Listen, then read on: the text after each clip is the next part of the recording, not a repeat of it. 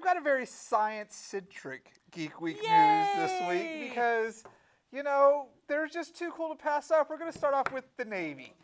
Yay for the military. Yeah, so the military, everybody that watches regularly knows that I'm a giant DARPA fangirl, and the military has figured out a way, they say, to actually make energy out of seawater. And if so, this would be amazing. I want to see more research on this. I want to actually see some actual proof of concept demonstrations, of course, before I get too excited, because I have been known to get a little excitable, like that whole, we can make energy out of borax thing. Oh, I want that to be true.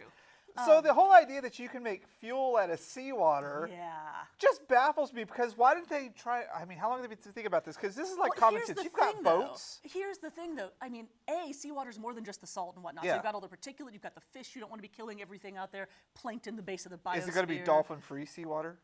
Probably not. But the other thing, I don't know, because I haven't gone and read all the research classified papers, but I suspect this research actually came more from desalinization attempts, because we've been working hard on that for a really long time, because we're about to face some serious water crises globally, and if the U.S. government can come up with a way to safely and cleanly turn seawater into potable water, that we've got more money than we would have out of oil just out of being able to sell that technology alone. So I bet this is an offshoot. Well, I also laugh because they said initially it's going to be like $3 or $4 a gallon to produce, and it's just going to drop as soon as they perfect it. I want to see proof of concept on this, because I want this to be real. Please, DARPA, let this be real. Yes, it would be a great deal of fun to, be able to go out but then what happens? Imagine if you're feeling like a sea-doo with that, because I love me some jet skis. Oh, yeah, jet skis you never have to bring back. Part of the fun of jet skis is it's shooting out of the back, so you're going to be basically shooting extra fuel out the back? I mean, come on now. Yeah, but the fuel is water, so you'd be shooting clean water out the back, wouldn't you? Would it be clean water after it's become fuel? I don't know. Would it be contaminated? Would it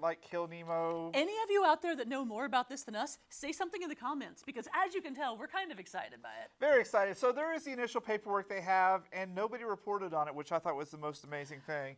It kind of just got swept under the rug, which most amazing things, like the next two things we're going to talk about, are. Up next, this one confuses me to no end. I can't wait to talk to you about this. They found a new form of matter. Yeah, but that happens a lot. I didn't know it happened that much. It's Z4430, and they call it, it's a theoretical particle called a tetraquark. And they're thinking that it's bigger and it's heavier than a normal particle. It's going to help them understand more things in space, like neutrino stars and things like that. How do you just find a particle that all of a sudden you just don't know? Over it in the lab or something. They're actively searching for these things. There are entire scientific research divisions out there whose wonderful, wonderful jobs are to do nothing but actively search for new forms of matter. Because dark matter, what that really is us saying, we don't know. X amount of space, we have no idea what it's made of, so we've just given it this blanket label. This is what they're trying to figure out, because before we can really get to, I shouldn't say that. I was going to say, before we can get too active with colonization, we need to know what's out there that we might hit in space, but there could also be all kinds of research. There could be the equivalent of seawater we could make into fuel. Although, honestly, that's actually solar sails, but we'll talk about that another time.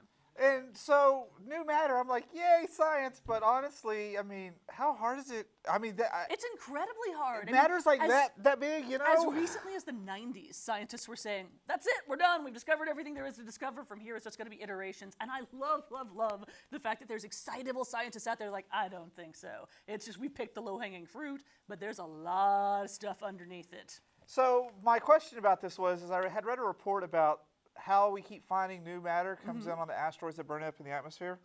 Could this have been like an alien particle that they discovered? Sure, there's all kinds of things that just plunk into Earth all the time. So we're always once we're evolving. able to actually start putting some mines and colonies on the moon in particular, I mean, because it has no atmosphere, all those craters, that's nothing but asteroid impacts. We are going to find so many awesome things in there. So many dangerous things too. Little alien microbes that mutate into giant monsters that start ravaging cities. Yeah. No, that's Mars. Yeah, that would totally be Mars. Actually, that would be Io and Titan, because that's where they found water. Yes. Yeah, as soon as we're like, I bet this is going to be a lovely place to go visit. We'll take a swim on Titan. We've all watched Europa Report. We know what's there. I know that all these worlds are yours except Europa. Very much so. And our third story is even more confusing. Scientists have discovered, and that's it right there on the screen, that's a visual representation of the signal that proves the Big Bang actually happened. Now, there's all sorts of papers you can read on it. I don't understand what I'm reading. All I get is that this is the gravitational twist that pushed things out, and they found it very faintly when they were looking. And so they've been studying it for 2 years. They didn't just go, oh, look what we found. No. 2 years they've been studying it. All I see is an 8-bit explosion. So the ramifications of this are huge.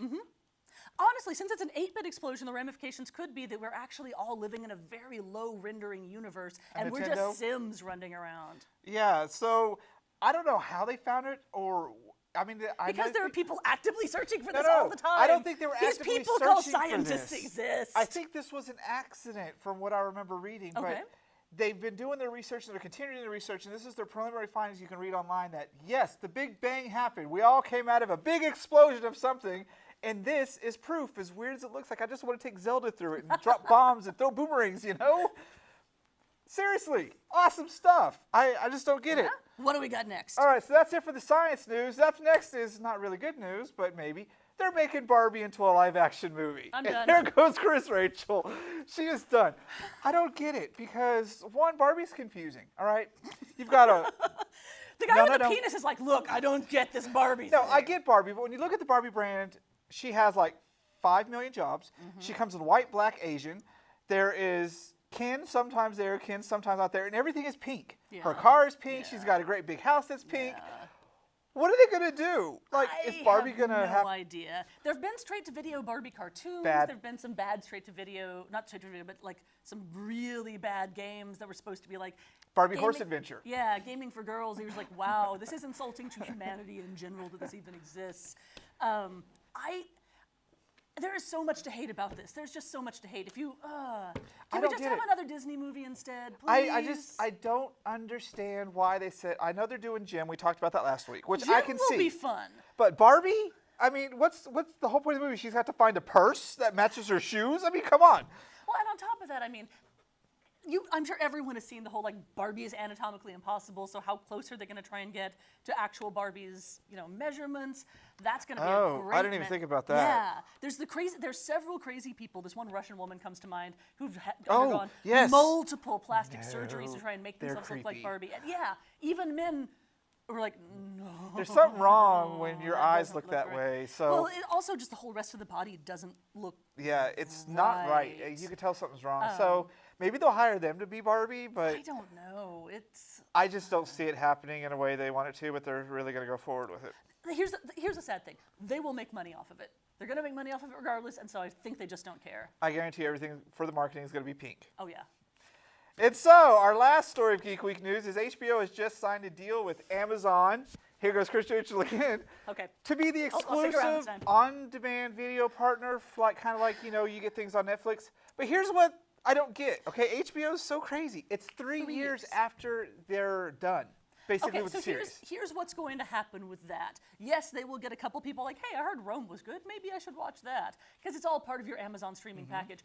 And I love Amazon Prime. I've had Amazon Prime since all you could get out of it was shipping.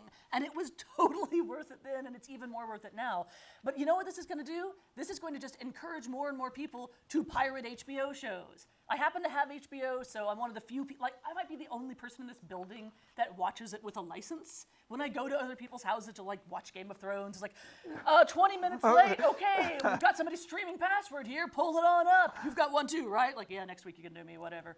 And this is not going to combat the piracy problem. This isn't going to bring new viewers into HBO. Just let us pay you per show. What they need to do is they just need to release the HBO Go service as a standalone thing. They would make so much money off of that. But this whole deal is just, I don't understand if it's Amazon trying to say, hey, we got this exclusive HBO thing to get people signed in without knowing that, hey, I can't watch Game of Thrones for about 6 years. So much with their Prime service. Like, they've also recently added on a grocery Prime, essentially. Who buys groceries through Amazon? I guess what the drones are for, maybe? They'll drop carrots on you? If you live in Seattle or some other cities where you can actually get the fresh produce very quickly, then it actually does make a certain amount of sense if you just don't want to have to mess with the grocery store. Here, it's not available where we happen to live. But they're not calling it grocery. Anyway, they've basically got something that it's 48 pounds that you can fill up for $7, and then they'll just ship it then. And that's great if you live in the middle of nowhere. Like, if you're that crazy rancher dude that thinks that slavery's okay, he can order 48 pounds of dry goods from Amazon and get it shipped for $7. So, it's a pointless deal, in my opinion. Yeah. I also really watch this Game of Thrones and Newsroom as it is. So. I watch a bunch of other things with Amazon, with HBO. For that matter, I watch a bunch of other things with Amazon. This would not compel me to pick up Amazon Prime. Absolutely no way. All it does is make me think I should share my HBO Go password more because there's some great stuff other people should watch and I want to be able to talk to them about it.